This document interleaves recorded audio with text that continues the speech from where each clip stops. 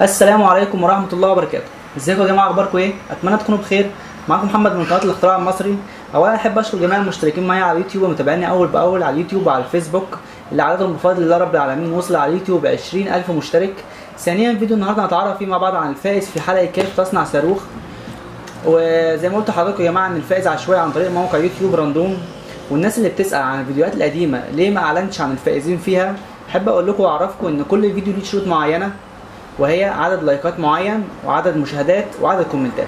اول ما الفيديو بيوصل للشروط دي وبيتمم كل الشروط، بيتم الاعلان عن الفائز ايا كان في يوم او 2 او 3 او 4. تمام. هارد لك للجميع والف مبروك للفائز مقدما، ويلا بينا على الموقع.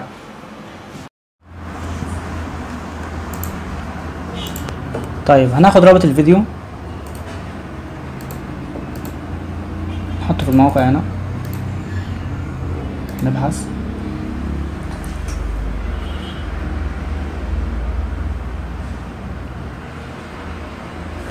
ننتظر البحث.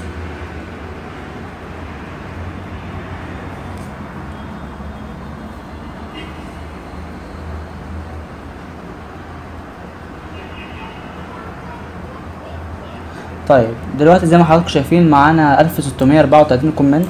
الفيديو ده عليه 1634 كومنت و2000 شخص. تمام.